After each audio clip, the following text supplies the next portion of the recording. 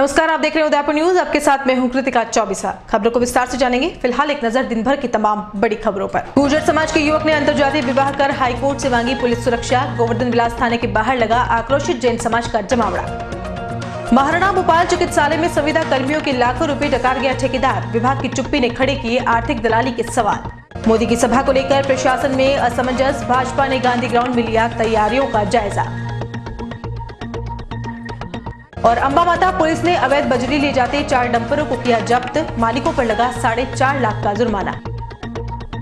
और अब खबर विस्तार से। सबसे पहले बात करते हैं अंतर्जातीय विवाह के बाद खाकी को मिली चुनौती की। शहर के गोवर्धन विलास थाना इलाके में एक युवक और युवती अंतर्जातीय विवाह करने के बाद पुलिस प्रशासन से सुरक्षा की गुहार लगाने जिला कलेक्ट्रेट पहुंचे और बुधवार को अपने परिजनों के साथ मिलकर जिला पुलिस अधीक्षक से मुलाकात की। खाराकुआ माधव नगर निवासी उमेश गुर्जर और दिव्या जैन ने 1 अप्रैल को विवाह कर लिया। इस विवाह से दिव्या जैन के परिजन खुश नहीं है, ये कहना है नवविवाहित जोड़े का। इन दोनों ने उदयपुर न्यूज को बताया कि शादी के बाद से ही दिव्या के पीहर पक्ष वाले जान से मारने की धमकियां दे रहे हैं और झूठे मुकदमे में फंसाने की बात भी कह रहे हैं। नवविवाहित जोड़े ने बताया कि अगर उन्हें कुछ होता है तो उसकी समस्त जिम्मेदारी परिवार और समाज विशेष की रहेगी। इसी डर की वजह से प्रेमी युगल ने हाईकोर्ट की शरण ली, जहां से दोनों घर वालों और समाजजनों से सुरक्षा प्रदान कराने के आदेश दिए गए। इस आदेश को लेकर उमेश गुर्जर और दिव्या जैन अपने परिवार के साथ पुलिस अधीक्षक के समक्ष पेश हुए। 1/4/2019 को हिंदू रीति रिवाज के अंतर्गत विवाह किया था, जिसके बाद हम बाहर घूमने चले गए थे। उसके बाद से जैन समाज और संबंधित लोग हमें परेशान कर रहे हैं तथा मेरे परिवार वालों को और हमारे सभी लोगों को परेशान किया जा रहा है। किन लोगों द्वारा परेशान किया जा रहा है? क्या जैन समाज के लोग हमें परेशान कर रहे हैं। क्या बोल रहे हैं कि ये विवाह आप मत करो और हमारी लड़की हमें वापस दे दो। इस तरह के शब्द से हमें प्रताड़ित किया जा रहा है। वो मेरे पिताजी, वो मेरे परिवार वालों को भी परेशान किया जा रहा है तथा उनको फ़ोन कर करके भी काफ़ी परेशान कर रहे हैं। तो आप क्या चाह रहे हैं? हम दोनों साथ में रहना चाहते हैं तथा हमने विवाह कर लिया है और हमने जोधपुर हाईकोर्ट से भी हमने प्रोटेक्शन और वहाँ पे भी हम पेश हो चुके हैं और उदयपुर जिला अधीक्षक महोदय के यहाँ पर भी हम पेश हो चुके हैं तथा हमें पुलिस प्रोटेक्शन दिया है। और हमने 1/4/2019 को शादी कर ली थी और उसके बाद मेरे परिवार वाले और जैन समाज हमें बार बार मारने की धमकी दे रहा है और मेरे ससुराल में आ जाने के बाद मेरे ससुर पे हाथापाई भी की उन्होंने और हम दोनों एक साथ रहना चाहते हैं। और हम लोग जोधपुर हाई कोर्ट में भी पेश हो चुके हैं और आज एसपी के भी पेश हो गए। तो देखा आपने, एक प्रेमी जोड़े ने विवाह के बाद हाईकोर्ट से सुरक्षा की गुहार करते हुए दोनों ही परिवारों को पाबंद करने के लिए उदयपुर पुलिस को इस जोड़े को सुरक्षा मुहैया कराने की अपील की है। ऐसे में लड़के के परिजन तो मान गए हैं, लेकिन लड़की के परिजन इस अंतर्जातीय विवाह से काफी नाखुश हैं। इसलिए जैन समाज के सैकड़ों लोग शहर के गोवर्धन विलास थाना पहुंच गए और अपना विरोध दर्ज करवाया। इस दौरान प्रेमी जोड़ा और लड़के के परिजन थाने में ही मौजूद थे। ऐसे में इस प्रेमी जोड़े को सुरक्षा देना पुलिस के लिए भी एक चुनौती बन गया है।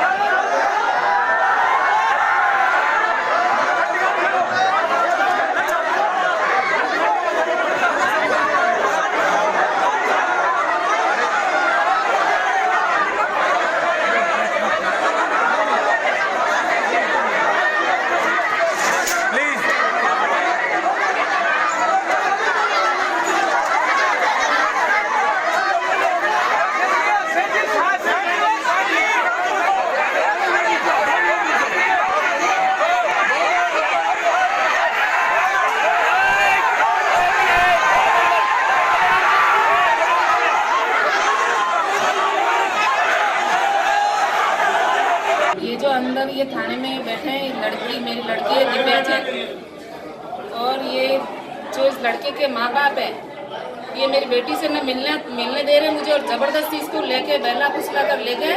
मुझसे एक सेकंड भी बात नहीं करने दे रहे। अगर मेरी बेटी से मैं नहीं मिल पाई मैं मर जाऊंगी, और इस पूरे परिवार का मेरी जिम्मेदारी इसके पूरे परिवार पे, इस लड़के पे। अकेले नहीं मिलने दे रहे, कैसे भी करके मेरी लड़की मुझे पहुंचाओ मेरे घर तक बस। लड़का पहले शादीशुदा है क्या? मैं और पहले से ये आदमी शादीशुदा है, फ्रॉड है। पहले बलात्कार के, इसके बाप के ऊपर बलात्कार के केस लगे हुए हैं। बहुत फ्रॉड इंसान है ये, बहुत ही फ्रॉड है। मेरी बेटी को फंसाया जा रहा है, इसलिए मुझे बचाया, मेरी बेटी को बचाया जाए बस। एक ही चाहती मेरी बेटी को बचाए। प्रसाद के जैन समाज की लड़की का अपहरण का मामला, किस तरह एक शादीशुदा लड़के ने एक पढ़ने वाली लड़की को बहला फुसला कर भगाने का आरोप। जैन समाज के 1000 से अधिक गोवर्धनविलास थाने में लोग इकट्ठे हैं। मैं यहाँ जो जैन समाज के हैं शांतिलाल जी सेठ। हाँ, आप बताओ कि क्या मामला है। मैं सेठ शांतिलाल नागदा, नगर सेठ दिगंबर जैन दर्शन नागर समाज उदयपुर। हम दिगंबर जैन समाज हम अहिंसक हैं, लेकिन हमारी इस बच्ची को जो पढ़ी लिखी है, ग्रेजुएशन होशियार है, 18 साल की उम्र में है, इसने ग्रेजुएशन कर रखा है, सूझबूझ से समझदार है, लेकिन किसी ने बेका फुसला करके इसको किडनैप किया या बेका फुसला के ले गए। लेकिन हम जैन समाज के अहिंसक हैं, लेकिन हमारे जैन धर्म को बदनाम नहीं होने देंगे। प्रशासन से हम यही मांग करते हैं हमारी इस बच्ची को दिलाई जाए, और जिसने बेका फुसला करके अगर उसको ले गया तो उसको सजा दी जाए। अगर ऐसा नहीं हुआ तो हम जैन समाज यहाँ से बढ़ कर के आगे करेंगे। हम धरना देंगे, प्रदर्शन देंगे। ज्ञापन तो हमने दे दिया कलेक्टर साहब को, एडीएम साहब को, सबको दे दिया। अगर हमें न्याय नहीं मिला तो हम आगे तक अभी न्याय खटखटाएंगे।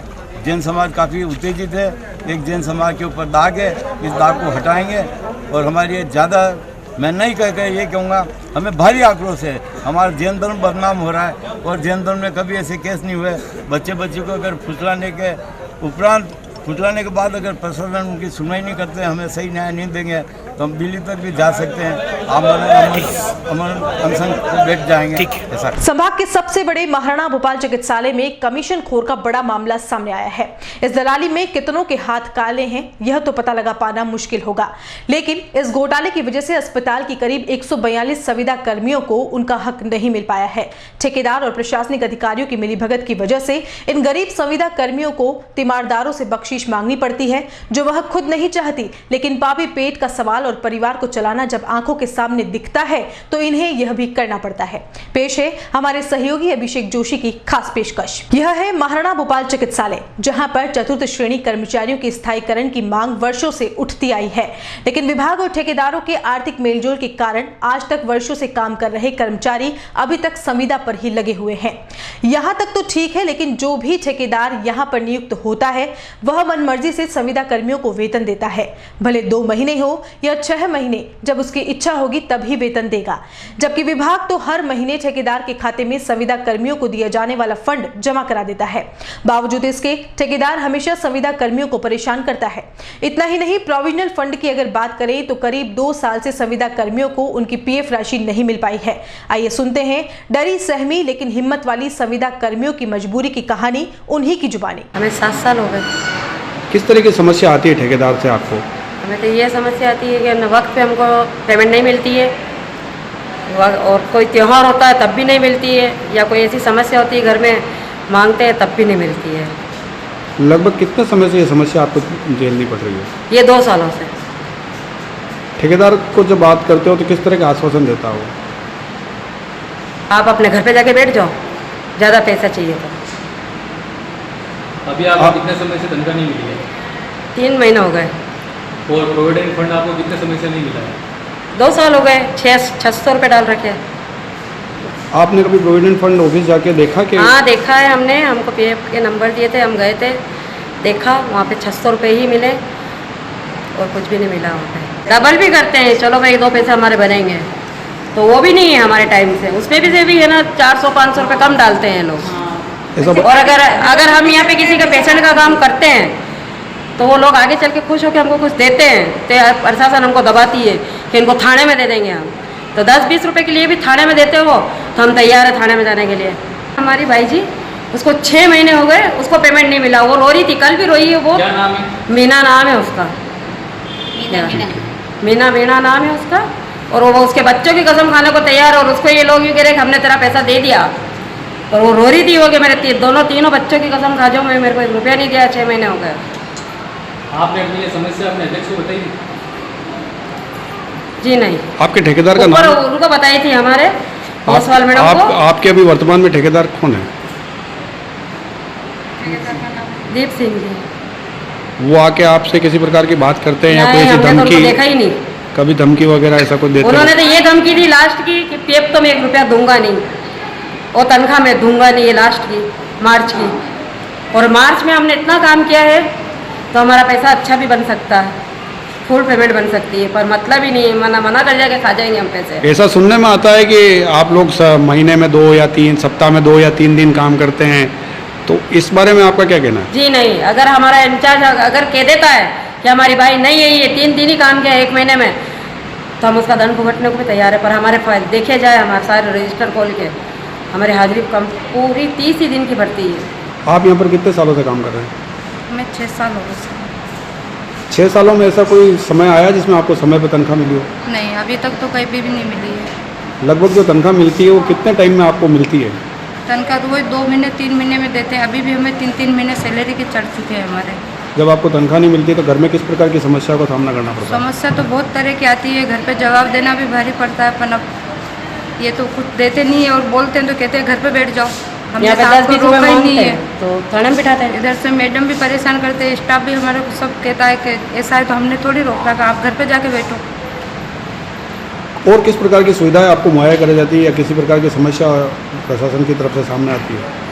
प्रशासन हमें सैलरी कोई देता नहीं है, ना हमारा पीएफ ऐसा ही कटा है। यहाँ पे ऑफिस में गए, वहाँ पे भी बोला तो उन्होंने सिर्फ हमें 600 रुपये बताए हमारे उसमें, और ठेकेदार की सुनने में आ रही है, पूनम ओसवाल मैडम बोल रही है कि 1 महीने की सैलरी हम आपको नहीं देंगे, और ना हमारे को अभी पीएफ ऐसा ही का है, और ठेकेदार ने मना कर दिया कि मेरे यहाँ पे कोई पीएफ ऐसा ही नहीं है। आपने आज तक कभी प्रोविडेंट फंड से कोई लोन वगैरह कभी आज तक लिया? नहीं, कुछ भी नहीं लिया अभी तक। कितने सालों से काम कर रहे हैं? मैं 7 साल का ही है, 7 साल का ही है। आपको कभी तनख्वाह समय पे मिली क्या? नहीं मिली सर, 2 महीना 3 महीना ले त्योहार पे भी रोई है तो बहुत पेमेंट नहीं मिला है। घर में कोई आकस्मिक काम पड़ जाता तो कोई भी यहाँ से आपको मदद मिलती है? नहीं मिले सर। कितने टाइम का कितने समय की नौकरी रहती है आपकी लगभग में? दिन में रोज कितने घंटे का काम करना पड़ता है? हम तो कभी कभी डबल शिफ्ट करते हैं। यहाँ पर जितनी समस्या आती है उनके लिए कभी आपने ऊपरी प्रशासन से बात करी क्या? नहीं, स्टाफ के साथ में बात करी है, जैसे हम खड़े ऐसे ही शामिल हो गए थे। किस तरह का आपको वो वादा करते हैं कि तनख्वाह दे देंगे या नहीं देंगे? क्या ठेकेदार से बात करो, क्या कहते हैं? मैं तो नहीं हूँ, अभी 2 साल हुआ है मेरे को, तो कुछ ही मैं पता नहीं है। बाबूजी ने मेरे को जो ये आए थे तब तो मेरे को अच्छा पैसा लेकिन मिला 2 था। साल भी अगर जी। हुए हैं तो उसमें 2 साल के समय काल के अंदर आपको कभी तनख्वाह समय पे मिली क्या? नहीं मिली सर। अभी कितनी तनख्वाह बाकी है, कितने महीनों की? अभी तो है मेरे, इन सब स्टाफ के साथ में जैसे बाकी है जैसे मेरे बाकी है। मैं नई हूँ, अभी 2 साल ही हुआ है। मैंने अभी तक पीओ नंबर भी कैसे बताया ये भी नहीं देखा, ऑफिस का जो भी नहीं देखा है। मेरे को खाली बता देते हमारे जो हाजिरी पढ़ने वाले आते हैं कि भाई इस महीने का तनख्वाह डाली है। तो देखा आपने 8 घंटे तक मुस्तैद रहकर तीमारदारों और चिकित्सकों की मदद को तैयार रहने वाली संविदा कर्मियों की हालत कितनी खराब है। मेहनत तो वह पूरी ईमानदारी से करती हैं, लेकिन इसकी बदौलत उन्हें न तो समय पर वेतन मिलता है, और अगर वह शिकायत भी कर लें तो उन्हें ब्लैकलिस्टेड करके नौकरी से हटा दिया जाता है। ऐसे में वर्षों से सेवाएं दे रही संविदा कर्मियों के सामने सबसे बड़ी परेशानी यही है कि वह करें तो क्या करें। ऐसी हालत में 10-20 रुपए अगर तीमारदारों से ले भी लिए तो क्या बुरा कर दिया। अगर ठेकेदार समय पर पैसा दे देता और उनकी पीएफ की राशि उन्हें मिल जाती तो शायद यह कदम भी उन्हें उठाना नहीं पड़ता। चलिए हम अब उनसे मिलवाते हैं जो जिम्मेदार भी और चाहे तो ठेकेदार का टेंडर निरस्त करके ईमानदार ठेकेदार को लगवा भी सकती हैं। हमने काफी प्रयास किए कि वह हमारे कैमरे के सामने आकर बयान दे देवें, लेकिन उन्होंने साफ तौर पर मना कर दिया। इसलिए हमने उनसे जिस तरह से बात की उसी तरह से आपको भी दिखा रहे हैं। हम खार खाए बैठे हैं ना, कर्मचारी परेशान कर रहे हैं। मरीजों से लूट मार ऐसी मचा रखी है। 600 रुपए, 500 रुपए, 300 रुपए, 200 रुपए तनख्वाह की कहीं आड़े नहीं पड़ती। एक दिन में कर्मचारी देखो कितना कमा रहा है वो, आप देखो उनकी 200 रुपए, 400 रुपए, और जब तनख्वाह दे दी उसके बाद भी जरूरत है। देखिए मैडम, आप बहुत पढ़े लिखे हैं, नहीं आप एक तरफा बात करते हैं। मैडम मैं आपके ऊपर आता हूँ, 1-2 मिनट आपकी बात है मीडिया वालों की। हमको तो हमको बाइट दिला तो हम बाइट नहीं दे रहे ना, ये छोड़ो खत्म करो, मत दे रहे। मैडम कहने का मतलब ये है कि जो भी मामला है जो आपके सामने है, आप इतना सा कहते हैं हमको भी पता चला, हम इस पर कार्रवाई करेंगे, हमारी खबर कंप्लीट हो जाएगी। आप जैसे भी करें, हम तो अपनी कार्रवाई करेंगे, हमारी जो ऑफिशियल कार्रवाई है वो हम करेंगे। तो मैडम हमारी खबर तो चलेगी, तो खबर तो आप हमको इतना ये कोऑपरेट तो मैडम ये करना पड़ेगा ना, क्योंकि हम यहाँ तक आए हैं तो एटलीस्ट आप ये उसको कोऑपरेट करें।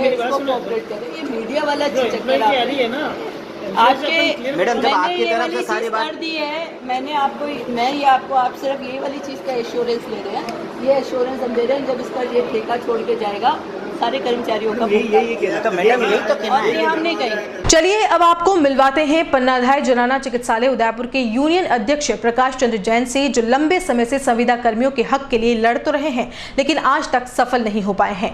श्री जैन का कहना है कि पीएफ और वेतन के लिए काफी बार आंदोलन करना पड़ा, आरटीआई के मार्फत ब्यौरा भी मांगा लेकिन वह भी नहीं दिया गया। विभाग और ठेकेदारों की मिलीभगत की वजह से संविदा कर्मियों का लाखों रुपया अभी भी ठेकेदार दबाए बैठा है।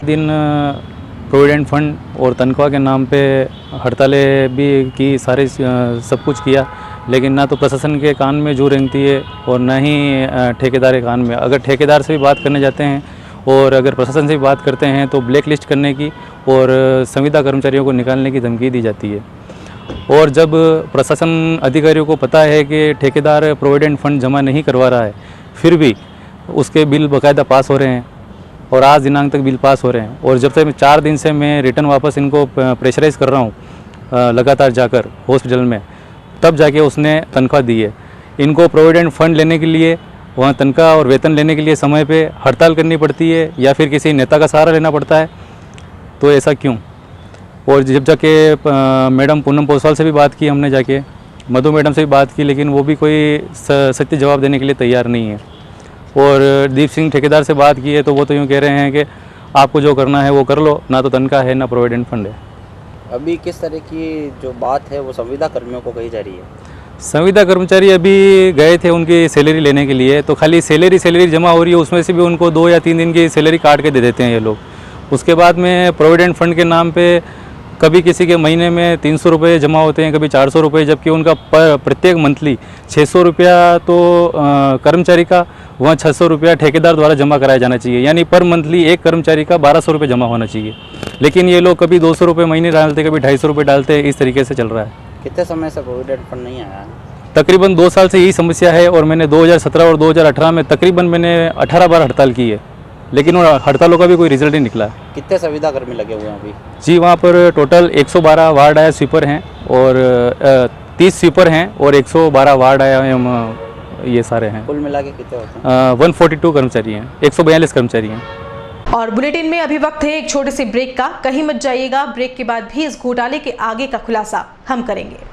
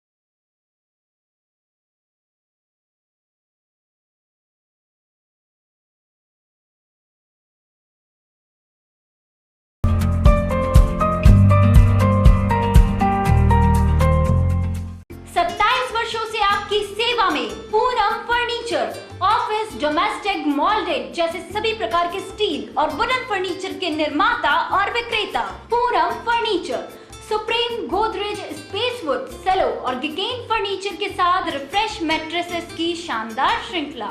अपना घर सजाने के लिए कैश की चिंता छोड़ दीजिए। पूनम फर्नीचर और HDFC बैंक आपके लिए लाए हैं 0% डाउन पेमेंट, 0% ब्याज और बिना किसी प्रोसेसिंग फीस के आसान ऋण योजना। हॉस्पिटल, होटल्स, कॉलेज, कॉर्पोरेट और सभी तरह के गवर्नमेंट एवं नॉन गवर्नमेंट इंस्टीट्यूशन में टर्न की प्रोजेक्ट्स के विशेषज्ञ। उदयपुर का एकमात्र 3 मंजिला भव्य फर्नीचर शोरूम, शादी के विभिन्न पैकेज की विशाल श्रृंखला, 21,000 से लेकर 1,51,000 तक पैकेज उपलब्ध। 37,500 में 11 item, double bed box, side table 2, अलमारी सिंगल डोर, गद्दे, तकिए, बेडशीट, कंबल set, centre table 4x2, dressing table, बाजोट, कुर्सी 4, यानी आपके बजट में आपकी चाहत का फर्नीचर। घर के आंगन से लगे ससुराल का हर कोना, पूनम फर्नीचर के बिना बेटिया ससुराल न जाए। एक बार पधार कर सेवा का मौका अवश्य दे। पूनम फर्नीचर, सेक्टर 5, हिरन Mangri, main road, Udaipur. A1 Senior Secondary School, a legend in school education. Co-education English medium with commerce and science stream. A1 Senior Secondary School is situated in the heart of the city at University Road, Ayad, Udaipur. School aims at all-round development of children. School aims to create genuine interest for education through playway and audio-visual modes, be able to make sensible choice between right and wrong, self-disciplined, self-confident and assertive human beings, to create confident, gracious and morally upright individuals. Best academic result from last 5 years of class 10th and 12th. Limited student in each class. Medical checkup twice in a year. Well-equipped physics lab, chemistry lab, biology and computer lab. Spacious library and reading room. Round-the-clock CCTV surveillance by the management. Well-equipped indoor and outdoor game facility. Extra co-curricular activities. Conveyance facility available in all parts of city. Admission open for nursery to 12th. Admission form available in all working days. A1 Senior Secondary School, 1 North Ayad, University Road, Udaipur. Contact at 0294 241 3294. पर्यटक व झीलों की नगरी smart city Udaipur में आ गया है DS jewellers and silver art, Raj tower, Hathipol, जहां आपको मिलेंगे gold and silver jewellery, diamond rings, earrings, gem stones, handicrafts और भी अनेक प्रकार की वैरायटियां। आज ही सेवा का मौका दें।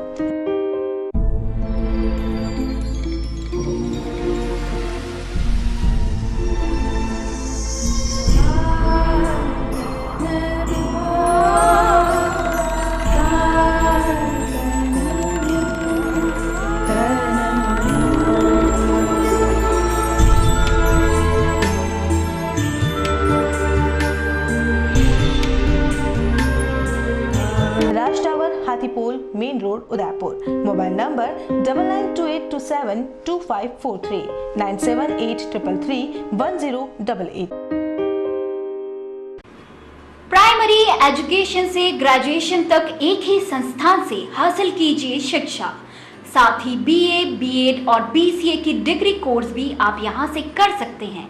Saint Jyotiba Phule public school एवं ज्योतिबा फुले गर्ल्स कॉलेज, पुरोहितों की मादड़ी, उदयपुर। द गुरुकुल स्कूल एवं कॉलेज, गांव बुड़ल, पंचायत लालपुरा, कुराबड़, उदयपुर। छात्रावास की सुविधा उपलब्ध। For better education of your student, we are imparting education through latest technology with a minimal fee structure. Admissions are open, so please visit our school. 1:25 का छात्र अध्यापक रेशियो, ई लाइब्रेरी, कंप्यूटर कक्ष, योगा के साथ इंडोर आउटडोर गेम्स और खेल मैदान, regular health checkup, RO water जैसी कई आधुनिक सुविधाओं से युक्त। मैं आसपास के सभी अभिभावकों से अनुरोध करता हूं कि अपने बच्चे के उज्जवल भविष्य के लिए प्रवेश दिलाएं, उनको अच्छी गुणवत्ता युक्त योग्य अध्यापकों प्रोफेसर द्वारा शिक्षा दी जा रही है। द गुरुकुल स्कूल जो आधारभूत सुविधाओं से युक्त है, जिनमें अध्यापकों के अनुभवी समूह निर्धारित किए हुए हैं, इनको विशिष्ट लोगों ने मार्गदर्शन दिया है। वाहनों की सुविधा भी है और 5 से ऊपर हॉस्टल की सुविधा भी है। Saint Jyotiba Phule public school एवं ज्योतिबा फुले गर्ल्स कॉलेज पुरोहितों की मादड़ी उदयपुर, द गुरुकुल स्कूल एवं कॉलेज गांव बुड़ल पंचायत लालपुरा कुराबड़ उदयपुर। ब्रेक के बाद एक बार फिर से स्वागत है आपका उदयपुर न्यूज में। चलिए अब आपको मिलवा देते हैं इस घोटाले की सबसे अहम कड़ी से, जिनकी जिम्मेदारी इसमें बहुत बड़ी है। अगर वह अपना काम पूरी ईमानदारी से करते तो शायद इस तरह की खबर लगाने की नौबत ही नहीं आती। जी हां, हम बात कर रहे हैं ठेकेदार दीप सिंह की, जिनको पीएफ की राशि और संविदा कर्मियों को समय पर वेतन देना था, लेकिन उन्होंने ऐसा आज तक नहीं किया। जब हमारे सहयोगी अभिषेक जोशी ने उनसे मिलने की बात कही तो इन्होंने इनकार कर दिया और दूरभाष पर ही कह दिया, आपको जो करना है वह करो, मैं कैमरे के सामने तो नहीं आऊंगा। सर, वो एक मामला आया था आपके जनाना का, कुछ संविदा कर्मियों की पीएफ को लेके, तो उस रिगार्डिंग सर मिलना था आपसे। आप बताएं मेरे को तो कोई तनख्वाह के लिए बोल रहा है, कोई पीएफ के लिए बोल रहा है, कोई 6 महीने की तनख्वाह के लिए बोल रहा है। खबर आप तो डाल दो जो आपको डालना है उसमें। नहीं तो अपन मिल आपको जो उचित लग रहा है, जो आपको उचित लग रहा है वो कर लो आप। अरे तो सर वो तो ठीक है, वो तो मैं कर लूंगा, लेकिन सर क्या आपसे भी आपका वर्जन तो चाहिएगा ना। आप डाल दो उसमें, ठेकेदार से तो बात की गई, उसमें पीएफ जमा कराया जा रहा है और किसी को शिकायत है तो पर्सनली मेरे को बाइट नहीं देनी है सर, मैं वीडियो नहीं दे पाऊंगा आपको। तो देखा आपने, संभाग के सबसे बड़े महाराणा भोपाल चिकित्सालय के पन्नाधाय अस्पताल की 142 संविदा कर्मियों का 2 साल का पीएफ का लाखों रुपया अभी तक नहीं दिया जा सका। परेशान महिलाओं को वेतन भी समय पर नहीं मिलता है। विभाग और ठेकेदार को चाहिए कि वह जल्द से जल्द इनकी परेशानी को दूर करे, ताकि उन्हें तीमारदारों के सामने हाथ नहीं फैलाना पड़े। वहीं उदयपुर न्यूज जिम्मेदारों से अपील करता है कि जिन संविदा कर्मियों ने बोलने की हिम्मत दिखाई है, उन्हें तो कम से कम ब्लैकलिस्टेड नहीं करें। ऐसे ईमानदार कर्मचारियों को तो हिम्मत दिखाने के लिए सम्मानित करना चाहिए। भ्रष्टाचार को मिटाने के सरकार चाहे लाख दावे करती है, लेकिन उदयपुर के महाराणा भोपाल चिकित्सालय की जनाना इकाई में भ्रष्टाचार चरम पर है। गरीब संविदा कर्मियों को अपने वेतन और पीएफ के लिए लंबे समय से मशक्कत करनी पड़ रही है। ऐसे में प्रशासन द्वारा भी गरीब लोगों के खाते में पीएफ और वेतन के पैसे को डालने की बात को लेकर प्रशासन भी पल्ला झाड़ता नजर आ रहा है। कैमरा जर्नलिस्ट राम सिंह के साथ उदयपुर न्यूज के लिए अभिषेक जोशी। प्रदेश में होने वाले लोकसभा चुनाव को लेकर अब भारतीय जनता पार्टी के स्टार प्रचारकों की ओर से चुनावी सभाएं की जाएंगी। उदयपुर लोकसभा क्षेत्र के लोगों को देश के प्रधान सेवक नरेंद्र मोदी 22 अप्रैल को संबोधित करने वाले हैं। शहर के गांधी ग्राउंड में होने वाली नरेंद्र मोदी की चुनावी सभा को लेकर भारतीय जनता पार्टी के स्थानीय नेताओं ने तैयारियां शुरू कर दी है। प्रदेश के नेता, प्रतिपक्ष और भाजपा के वरिष्ठ नेता गुलाब चंद कटारिया ने पार्टी कार्यालय में नेताओं से अनौपचारिक चर्चा की। कटारिया ने उदयपुर लोकसभा क्षेत्र के संयोजक सहित प्रभारी के साथ चर्चा करते हुए मोदी की सभा में अधिक से अधिक लोगों को लाने की बात पर जोर दिया। उदयपुर में होने वाली मोदी की सभा में लोकसभा क्षेत्र की विधानसभाओं के लोगों के साथ साथ राजसमंद की 4 विधानसभाओं और चित्तौड़ लोकसभा क्षेत्र की 2 विधानसभाओं के लोगों को लाने का कटारिया ने लक्ष्य दिया। इस दौरान कटारिया ने मीडिया से बातचीत करते हुए कहा कि मोदी की सभा की सूचना आने के बाद तैयारियां शुरू कर दी है। मोदी की सभा के लिए गांधी ग्राउंड का चयन किया गया है। इसके अलावा कटारिया ने यह भी कहा कि मोदी को 2 सभाएं मेवाड़ को मिलने वाली है, एक सभा चित्तौड़ में और दूसरी उदयपुर में होगी। देखो 22 तारीख की हमें तारीख मिली है मोदी जी की आम सभा। हम लोग अभी उसी विचार कर रहे हैं, हम गांधी ग्राउंड में स्टेडियम में ही करेंगे और हमारा सूचना है कि यहाँ केवल 14 विधानसभा सूचित होगी। उदयपुर की 8 होगी, 4 राजसमंद की होगी, 12 और 2 हम मावली और वल्लभ नगर, ये 14 विधानसभा को यहाँ से कवर करेंगे। क्योंकि इसके साथ ही चित्तौड़ की भी आम सभा है, तो उधर जो है चित्तौड़ बाकी बची हुई को वो चित्तौड़ और भीलवाड़ा दोनों को मिला करके वो करेंगे, तो उनकी भी इतना ही होगा। तो मैं सोचता हूँ कि उसके लिए बैठे हैं, अच्छी से अच्छी होगी। और हमारे डिवीज़न में 2 आम सभा प्रधानमंत्री जी की मिल रही है, तो राजस्थान में हम सबसे ज़्यादा भाग्यशाली है। कितना लक्ष्य रहेगा? संख्या के बारे में अपन दिमाग पची नहीं करते हैं, अपन इतना है कि हमारा हर पोलिंग टच होना चाहिए, वो करने का प्रयास करेंगे। हम संख्या की झगड़े में नहीं पड़ते हैं, पर यह ज़रूर है कि हमारा कोई पोलिंग खाली नहीं जाएगा। जैसे 2200 पोलिंग हमारे हैं, ऐसी लगभग 1000 पोलिंग राजसमंद के हैं जो इन 4 विधानसभाओं में पड़ते हैं। 3200 पोलिंग हो गए और ये 2 विधानसभाएँ और हैं, इसका मतलब 500 इसमें और हैं, तो लगभग 4000 पोलिंग स्टेशन बनते हैं। इन 4000 पोलिंग स्टेशन के लोगों को लाने का प्रयत्न करें। उदयपुर संभाग में 4 सीटें हैं लोकसभा की, किस तरह का क्योंकि चारों ही हम जीतेंगे, चाहे बीजेपी हो चाहे कोई सी भी हो। इस समय जिस प्रकार का वातावरण नरेंद्र मोदी के पक्ष में बन रहा है, ये सारा चुनाव एक तरह से प्रधानमंत्री को ही टारगेट बन करके हो रहा है। अब तक हम भी चुनाव लड़े, उसमें कैंडिडेट भी अपने आप में एक असर रखता है कि ये कैंडिडेट जीतेगा हारेगा। अब की बार कैंडिडेट माइनस हो रहा लगभग। केवल और केवल मोदी जी को प्रधानमंत्री बनाना है, यही एकमात्र लक्ष्य जनता के दिमाग में है और इसलिए बिल्कुल मोदी सेंट्रलाइज होगा ये चुनाव। राजसमंद में बाहरी कैंडिडेट काफ़ी विवाद भी हुआ था, कुछ लोगों ने विरोध भी किया था। कोई बाहरी कैंडिडेट नहीं है, कांग्रेस के कैंडिडेट को ढूंढो तो गोपाल सिंह को वहाँ का एक लगे। स्थानीय था, हमारा 2 चुनाव लड़ा था, उसी को वहाँ लड़ाते तो हमारा कैंडिडेट बाहरी समझ में आ जाता था। वो अगर भीलवाड़ा चित्तौड़ जा सकता है तो हमारा कैंडिडेट उदयपुर से लड़ सकता है। जहाँ तक इसका सवाल है ही नहीं, मतलब मेरे को भी इतना इतिहास पता नहीं था, पर यहाँ की सिसोदिया की, हमारी यहाँ की जो है ना बहन बेटी जो है ना, वो जयसिंह जी को ब्याही थी जयपुर को, और वो महाराणा प्रताप के कई सालों बाद ब्याही थी, अर्थात हमारी लड़की वहाँ शादी दे सकते हैं। और दूसरी बात है कि दिया का जो पिताजी है वो फौज में रह कर के 20 साल तक सेवा देता है और महावीर चक्र से सम्मानित होता है 71 में, और जिसने केवल और केवल 1 रुपया प्रति महीने के हिसाब से केवल सैलरी ली हो, इससे बड़ा देश के लिए और कुर्बानी करने वाला कौन हो सकता है। इसका पिता इस प्रकार की कुर्बानी करने वाला, उसकी लड़की हमारे यहाँ से लड़ रही है। हमारा एरिया वही है जो मेवाड़ हमेशा किसी मूल्यों पे जिंदा रहा। आज भी हमको अवसर मिला कि ऐसे परिवार जिसका त्याग है वो हमारे यहाँ से लड़े। और यहाँ एक बार फिर से वक्त चला एक छोटे से ब्रेक का। ब्रेक के बाद हाजिर होते हैं कुछ और खबरों के साथ। Vibrant academy private limited, Kota's top most coaching institute for IIT, JEE, board and various Olympiad for 7th to 12th class, now in Udaipur. Most trusted brand for giving back-to-back selections for JEE Main, Advanced and other competitive exams. Special features of Vibrant Academy.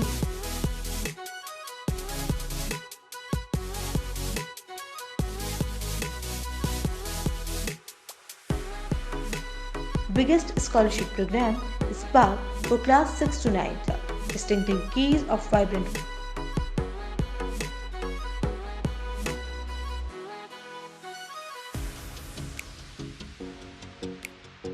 Facilities at Vibrant Academy.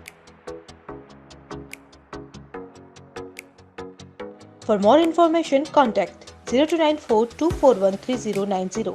Address near Alka Hotel, Shastri Circle, Udaipur. Website www.udaipur.vibrantacademy.com. Shri Sai car care, Maruti authorised service centre, NISO 9001-2000 certified workshop, caring for customers. Maruti कारों का fully computerised एवं camera based workshop, alignment, wheel balancing, denting, painting, समस्त mechanical, accidental work, gas kit व spare parts. Company द्वारा train technician द्वारा आपके वाहन की संपूर्ण जांच व सर्विस। कंपनी द्वारा स्वीकृत सभी फ्री सर्विस की सुविधा उपलब्ध। RTO approved gas kit fitting, service, AC work, सभी प्रकार के अत्याधुनिक गैस किट उपलब्ध। Pickup and drop facility available. Company द्वारा एक्सपर्ट शब्बर हुसैन की देखरेख में अधिकतर इंश्योरेंस कंपनियों के द्वारा केसलेस सुविधा उपलब्ध। Shri Sai car care, celebration mall के पास, देवेंद्र धाम के सामने, Bhuana. Contact 9928388452 94141 67605 88290 60027. Durgesh tent house and flower decoration and events, all in one best theme के साथ tent, light, VIP catering, flower decoration, डोली, पालकी, लवाजमा, bridal entry, river lavish stage, DJ set and photo booth. पूरा पैकेज लीजिए तो अभी कॉल कीजिए, घर बैठे सुविधा पाइए। Durgesh flower, 100 feet road, Shobhagpura, नंद भवन के सामने, उदयपुर।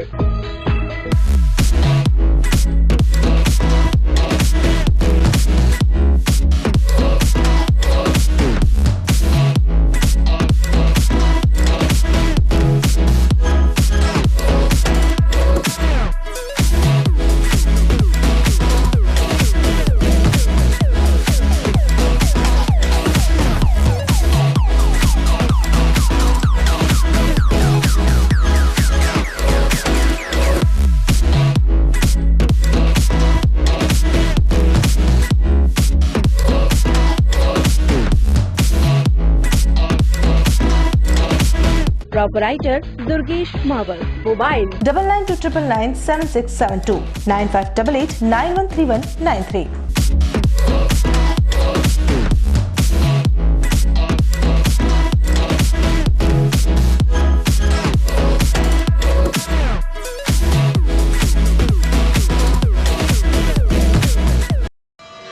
उस दिन तो मैं डर ही गई थी। रात के 1 बजे मैं कहाँ जाऊं? काफी भीड़ भी जमा हो गई थी। भीड़ में से किसी ने मुझे GBH ट्रोमा इमरजेंसी का कार्ड दिया। मैंने वहाँ फोन किया, सिर्फ एक कॉल करने से तुरंत एम्बुलेंस आ गई। वहाँ के डॉक्टर, नर्स और स्टाफ ने ऐसे संभाला कि मुझे कुछ पता ही नहीं चला। उफ पापा, क्या बोलूं। उसके बाद नर्स ने जब मेरे कंधे पर हाथ रखा तो मुझे एक भरोसा मिला। पापा सिर्फ एक सलाह ने सब कुछ पहले जैसा ठीक कर दिया। तू तो पागल है। पापा, आप ही तो हो हमारे सब कुछ। एक्सीडेंट, ट्रोमा या किसी भी इमरजेंसी में भरोसा कर सकते हैं सिर्फ NABH प्रमाणित GBH अमेरिकन हॉस्पिटल पर। जयपुर के बाद प्रदेश का एकमात्र NABH प्रमाणित हॉस्पिटल GBH अमेरिकन हॉस्पिटल, कोठी बाग, भट्ट जी की बाड़ी, Udaipur. The Scholars Arena, an English medium co-education senior secondary school, activity-based teaching and learning with 1:35 student-teachers ratio. Pre-nursery to 12th, affiliated to CBSE. Well-equipped physics, chemistry, biology and computer lab, well-equipped and ventilated classrooms. School aims to cultivate traditional values and cultural heritage of India. Up to 2nd standard, no school bags, no homework.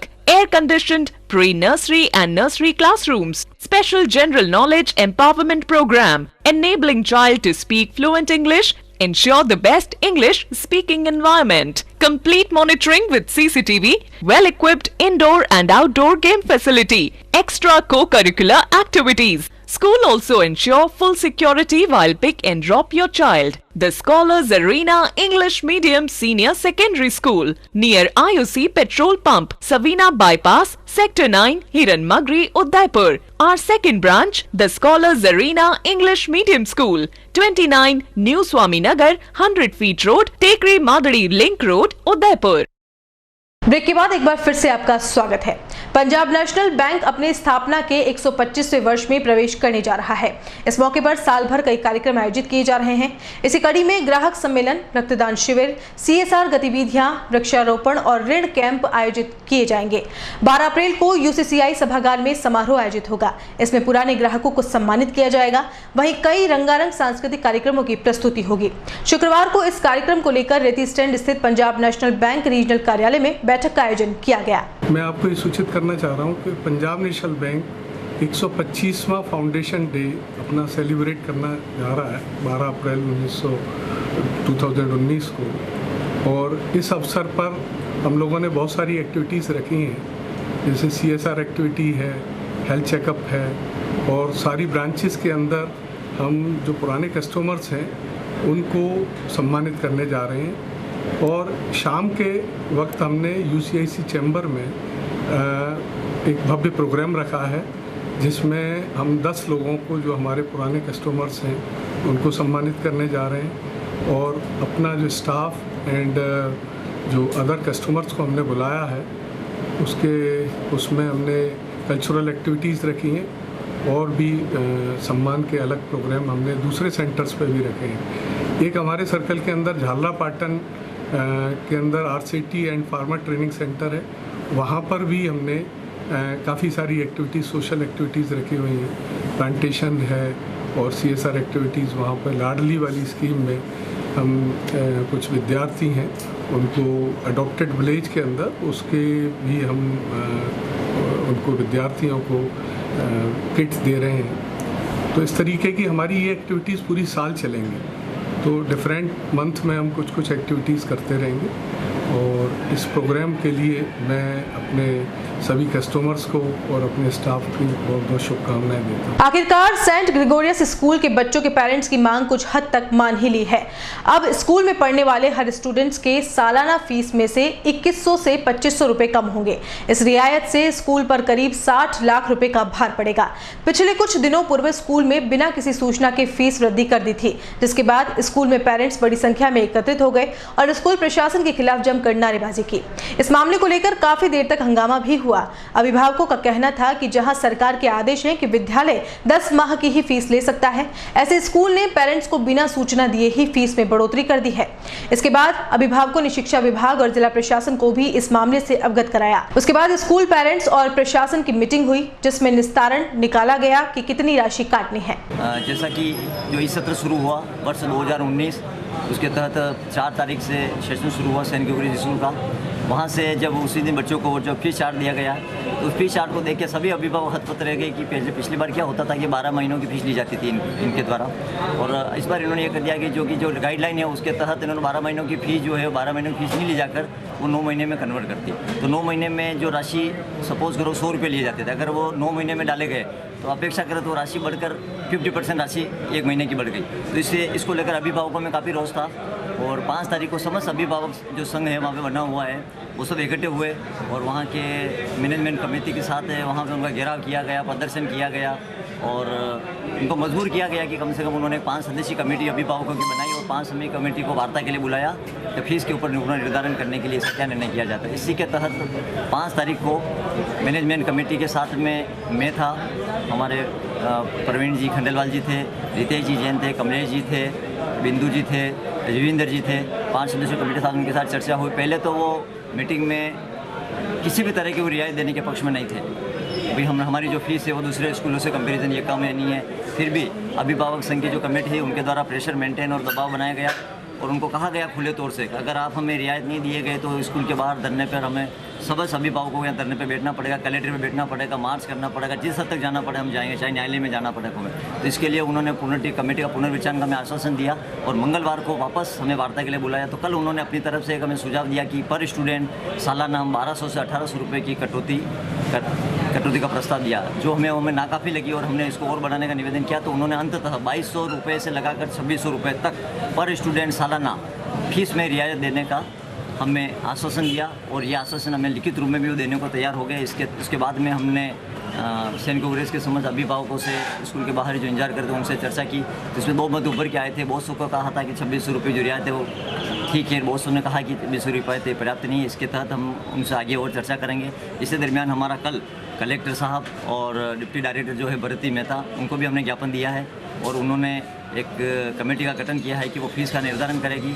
और fees के अलावा भी हमारे Saint Gregorios में बहुत सारी समस्याएं थी। लेटरिंग, साफ सुथरे लेटरिंग है जिसके 3 बच्चे पढ़ते हैं, हम चाहते हैं कि उनमें 3 में से 1 बच्चे को फ्री किया जाए। अगर 2200 से 2600 तक अगर रियायत दी जाती तो लगभग कितनी, मतलब कि सालाना कितने बच्चों को? सेंट ग्रेगोरियस स्कूल में कम से कम उन्होंने बताया जैसा कि 3200 स्टूडेंट वहाँ पढ़ते हैं, तो 3200 स्टूडेंट में से उन्होंने बताया कि फर्स्ट से लगा कर हम 10th तक के बच्चों को ये रियायत देंगे। 11th-12th में चूँकि स्मार्ट फीस और कंप्यूटर फीस वगैरह ले फीस ये नहीं ली जाती है तो उसमें उनका रियायत देना संभव नहीं है। तो कुल मिला के 3000 बच्चों को रियायत देने के लिए तैयार। तो औसत कम से कम 2200 से लगाकर 2600 में अपन मानते हैं कि 2300-2400 रुपये औसत स्टूडेंट थी। तो 60 से 65 लाख रुपए जो है वो अभिभावकों के बीच रियायत दी जा रही है उस स्कूल से।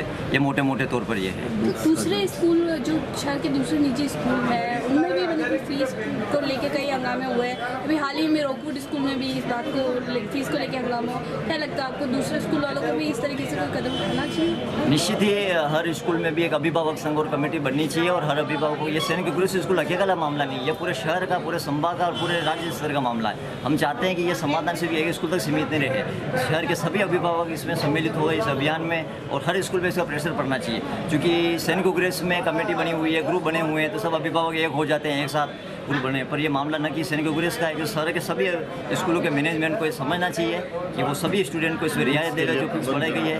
और जहाँ तक बुक्स का सवाल है, बुक्स में भी सेंट ग्रेगोरियस में भी यही स्थिति है कि उन्होंने पर्टिकुलर 3 किताब हमें पाबंद किया था कि आप 3 जगह जो दे रहे हैं यहाँ से किताबें लानी चाहिए। 3 जगह नहीं थी, वो एक ही व्यक्ति की एक ही शॉप थी, वहीं से महंगी दर पर लाने को मजबूर हुए। इसके उपलक्ष्य में भी हमने उनसे वार्ता करी तो उन्होंने कहा कि आगामी सत्र में जब कभी भी बुक सेलर को बुलाया जाएगा क्या है तो हम उनके साथ वार्ता करेंगे और अभिभावकों को कितना डिस्काउंट दिया यह भी तय किया जाएगा। उदयपुर की अंबा माता थाना पुलिस ने बुधवार को एक बड़ी कार्रवाई को अंजाम देते हुए अवैध रूप से ले जाई जा रही बजरी से भरे 4 डंपर को जब्त किया। पुलिस को मुखबिर के जरिए सूचना मिली कि मदार से बड़ी की तरफ बजरी से भरे हुए डंपर आ रहे हैं। इस पर पुलिस ने बड़ी के पास नाकाबंदी की। पुलिस को नाकाबंदी के बाद कुछ देर में डंपर आते दिखाई दिए, जिस पर पुलिस ने उनको रुकवाकर उनमें बजरी होने से चालक के बिल्टे सहित अन्य दस्तावेज मांगे। इस पर चालकों के द्वारा संतोषप्रद जवाब नहीं दिया गया। खाकी ने चारों डंपरों को जब्त किया और अंबा माता थाने ले आई। इसके बाद अब डंपर मालिकों के खिलाफ नियमानुसार कार्रवाई कर चालान बनाया जा रहा है। खाकी ने सभी का सख्त हिदायत दी है कि आगे से अवैध रूप से बजरी ले जाते डंपर मिले तो उन्हें जब्त कर दिया जाएगा। आज करीब 8 बजे के लगभग सूचना मिली थी कि 4 बजरी से भरे हुए अवैध डंपर है जो मदार बड़ी तालाब होते हुए इस तरफ आएंगे बड़ी की तरफ, जिस पर मैं और जाब्ता वहाँ गए। जाने के बाद में उनको रोका, डंपरों को पूछा, बिल्टी के बारे में पूछा। उनके पास में कोई खाने भू विज्ञान से संबंधित कोई कागज़ नहीं थे। फिर एसएसपी साहब से बात की, वार्तालाप करने के बाद में फिर थाने पे लाए और ये खाने भू विज्ञान वाले उस विभाग को सूचित किया। वो विभाग आया और वो उनकी कार्रवाई करें, जब्ती और जो भी जुर्माना वो कार्रवाई करें। राजकीय नर्सिंग महाविद्यालय के छात्र छात्राओं ने हॉस्टल की मांग को लेकर बुधवार को जिला कलेक्टर को ज्ञापन सौंपा। छात्र छात्राओं का कहना है कि हॉस्टल बनकर तैयार हो गया, जिसका टेंडर प्रक्रिया भी पूरी हो चुकी है, लेकिन आचार संहिता के चलते आवंटित नहीं हो पाया। ऐसे में सभी नर्सिंग स्टूडेंट्स हॉस्टल से वंचित है। छात्र छात्राओं ने बताया कि प्रतिदिन शिफ्ट ड्यूटी करनी पड़ती है और सभी दूर दराज से आते हैं, जिसके चलते काफी परेशानी झेलनी पड़ती है। इस मौके पर नर्सिंग स्टूडेंट्स ने कहा कि 15 अप्रैल तक हॉस्टल सुनिश्चित करें, नहीं तो 16 अप्रैल से उनके कार्य का बहिष्कार करना पड़ेगा और आंदोलन की राह पर जाना पड़ेगा। हमारा हॉस्टल कई सालों से अटका हुआ है। इसका टेंडर बार बार निकला जा चुका है, लेकिन हर बार इसका टेंडर रद्द कर दिया जाता है कॉलेज प्रशासन की तरफ से। इस बार टेंडर निकला है, उसकी टेक्निकल वुड भी 7 मार्च को आचार संहिता से पहले खुल चुकी है। कॉलेज प्रशासन ने इसका इंटरव्यू, इसका इंस्पेक्शन भी कर लिया है वो बिल्डिंगों का आचार संहिता के अंदर 27 तारीख को और 24 तारीख को, और इसकी रिपोर्ट भी सबमिट कर दी है। लेकिन अभी ये लोग आचार संहिता के अंदर टेंडर नहीं खोलने की बात कह रहे हैं, जबकि टेक्निकल बिड खुलने के बाद पहले इन्होंने टेक्निकल बिड से पहले इन्होंने बोला था कि आचार संहिता से पहले खोल देते हैं, टेक्निकल बिड तो हो जाएगा। तो उसके बाद अब टेंडर पूरा नहीं कर रहे हैं और अब हम लोग बहुत परेशान हैं इस चीज़ से। पिछले 3-4 सालों से हम लोग हॉस्टल की मांग कर रहे हैं। सरकार द्वारा 48 लाख रुपए की राशि भेजी जाती है, लेकिन फिर भी वो यूज़ में नहीं आती है और हम हॉस्टल से वंचित रह जाते हैं हर बार की तरह। कोटा, जोधपुर वगैरह में सबके लिए हॉस्टल है, हमारे यहाँ हॉस्टल नहीं है। हमसे 50,000 रुपये फ़ीस ली जाती है एमएससी वालों से। ज्ञापन में कि हमको या तो आश्वासन लिखित में दिया जाए कि हमारा हॉस्टल आचार संहिता हटते ही दे दिया जाएगा। अगर वो वर्क ऑर्डर नहीं देते हैं आचार संहिता में, तो आचार संहिता हटते ही हमको हॉस्टल मिल जाए, अलॉटमेंट देते, या फिर किसी तरीके से हमको ये आश्वासन मिल जाए कि आचार संहिता हटते ही आप लोगों को हॉस्टल दे दिया जाएगा, तो ठीक है। वरना हम 15 से कार्य का बहिष्कार करेंगे, कक्षाओं का बहिष्कार करेंगे और फिर उसके बाद हड़ताल का रास्ता अपनाना पड़ेगा हमको। और चलते चलते एक नजर अब तक की सुर्खियों पर। गुर्जर समाज के युवक ने अंतर्जातीय विवाह कर हाईकोर्ट से मांगी पुलिस सुरक्षा। गोवर्धन विलास थाने के बाहर लगा आक्रोशित जैन समाज का जमावड़ा। महाराणा भोपाल चिकित्सालय में संविदा कर्मियों के लाखों रुपए डकार गया ठेकेदार। विभाग की चुप्पी ने खड़े किए आर्थिक दलाली के सवाल। मोदी की सभा को लेकर प्रशासन में असमंजस। भाजपा ने गांधी ग्राउंड में लिया तैयारियों का जायजा।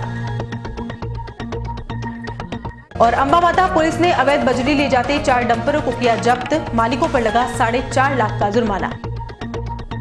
उदयपुर न्यूज के इस बुलेटिन में फिलहाल इतना ही। शहर की तमाम हलचल से आपको आगे भी रूबरू करवाते रहेंगे।